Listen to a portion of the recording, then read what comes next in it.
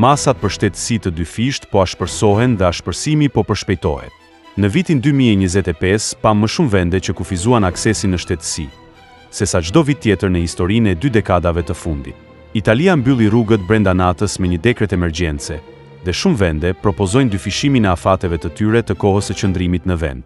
Pra, nëse planifikoni të merrni shtetësinë e dyfisht, kjo video do t'ju ndihmojë të kuptoni saktësisht se çfarë do të thotë në afate. Çfarë ndryshoi me të vërtetë në vitin 2025? Së pari Portugalia u përpoq të rriste kërkesën e saj të qëndrimit nga 5 vjet në 10 vjet. Deri më tani, gjykata kushtetuese portugeze e ka bllokuar për rishikim, por me sa duket do ta lërë në fuqi. Suedia propozoi të shkonte nga 5 vjet në 7 vjet. Polonia nga 3 vjet në 8 vjet. Franca pati sukses aty ku Portugalia dështoi, duke shtuar kërkesa më të repta gjyqësore dhe duke sjellë teste qytetare për marrjen e shtetësisë që nga janari 2026. Italia lëshoi një dekret emergjence në dhjetor të vitit të kaluar, duke kufizuar shtetësinë në bazë të prejardhjes në 2 breza. Pra, paraardhësi juaj më i fundit duhet të ketë lindur në Itali dhe të ketë vdekur si shtetas italian. Ky është një ndryshim brenda natës që preku miliona njerëz. Spanja e përfundoi programin e saj të vizave të arta shumë kohë më parë. Malta e mbylli të tijin plotësisht. Çiproja dhe Bullgaria ndoqën shembullin e Maltës. Pra, modeli këtu është se programet e prejardhjes po kufizohen, afatet e naturalizimit po zgjaten dhe programet e investimeve po mbyllen. Kjo po ndodh thuajse kudo. Në të njëjtën kohë, me disa përjashtime, Irlanda, Belgjika, Holanda dhe disa vende të tjera nuk ka ndryshuar asgjë. Por trendi është i pamohueshëm.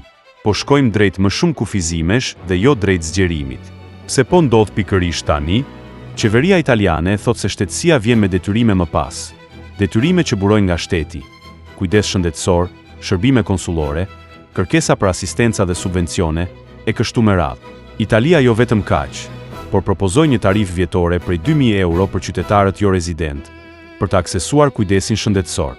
Dhe kjo ju jep një lloj treguesi se si po mendojnë italianët për nga ana fiskale.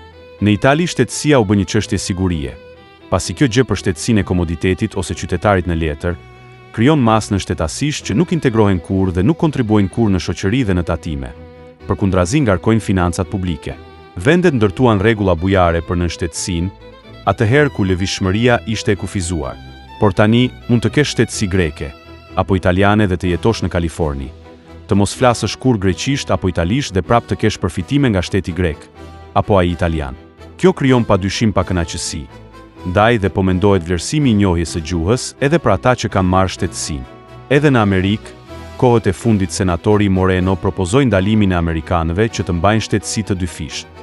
Ndoshta nuk ka gjasa që ky ligj të miratohet, por fakti që po propozohet tregon se shtetësia e dyfisht po bëhet problem dhe po provokon këtë nivel reagimesh negative. Nënshtetësia tani më është një çështje politike, dhe kjo e bën mjedisin rreth saj shumë më të paparashikueshëm. Dhe këtë paparashikueshmëri e tregoi më mirë se askush Italia në dhjetor 2025. Situata në Itali është një rast studimor vërtet i fuqishëm dhe një rrëfim paralajmërues se sa shpejt mund të ndryshojnë gjërat. Ju që jetoni në Itali dhe nuk e keni shtetësinë italiane ende, jeni pak të pafat. Edhe pse në mars 2026 një seancë dëgjimore do të zhvillohet në gjykatën kushtetuese italiane për këtë dekret. Gjithsesi dekreti tregon frymën dhe shenjat tregojnë se gjërat po kufizohen.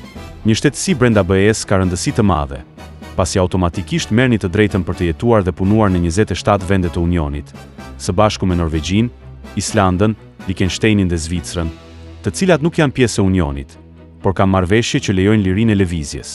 Pra, në total, 31 vende, më shumë se 500 milion njerëz dhe qasje në ekonomi dhe mundësi të shumta. Dhe duke pasur parasysh paqëndrueshmërinë globale, të kesh të drejtat ligjore për të qenë diku tjetër është një mundësi strategjike për jetën. Ja dhe disa informacione shtesë. Irlanda ka afat 5 vjet për shtetësi dhe lejon shtetësi të dyfisht. Holanda ka afat 5 vjet, por kërkon që të hiqni dorë nga shtetësia juaj e mëparshme. Belgjika është gjithashtu 5 vjet. Spanja ka afat 10 vjet, por 2 vjet nëse jeni shtetas si një vendi të Amerikës Latine. Portugalia ka aktualisht afat 5 vjet, por ka plane për ta ndryshuar në 10 vjet. Vendet që të japin shtetësinë duan që ti të integrohesh vërtet dhe jo vetëm të kesh prani fizike. Ata duan aftësi gjuhësore, njohuri kulturore, lidhje me komunitetin. Në thelb, Ata duan të sigurohen që ti je vërtet një pjesë e vërtetë e shoqërisë. Nëse je interesuar për shtetësi në një vend të Unionit, apliko dhe futu në listën e pritjes, sepse rregullat do të bëhen më të rrepta dhe se përpunimi i aplikimeve do të zgjas më shumë se sa është deklaruar zyrtarisht. Pra, naturalizimi përmes rezidencës ende funksionon, por kërkon angazhim të vërtetë. 5 deri në 10 vjet duke jetuar diku, duke mësuar gjuhën dhe duke u integruar në shoqëri, janë kushte. Kjo është ajo që vendet duan prej vitit 2026 dhe mëtej, dhe po ndërtojnë sisteme për të siguruar që kjo të ndodhë. Dritarja për shtetësi të rastësishme po mbyllet, por dritarja për zhvendosje dhe integrim të vërtet është ende e hapur. Shtetësia e BE-s nuk ka qenë kurrë më e vlefshme dhe pikërisht për këtë arsye vendet po e bëjnë më të vështirë aksesin në të.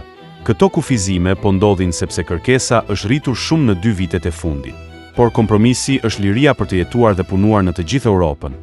Më shumë mundësi për fëmijët tuaj dhe opsioni i të paturit të një plani B, në një botë të pasigurt, e bën shtetësinë vërtet të vlefshme. Për ju që jetoni në shtetet e Unionit, regjistrohuni në Digital Immigrate për më shumë analiza si kjo mbi shtetësinë, rezidencën dhe ndërtimin e një jete ndërkombëtare. Aplikoni sa më parë për në shtetësi, sa pa qenë vërtet vonë. Mast Channel.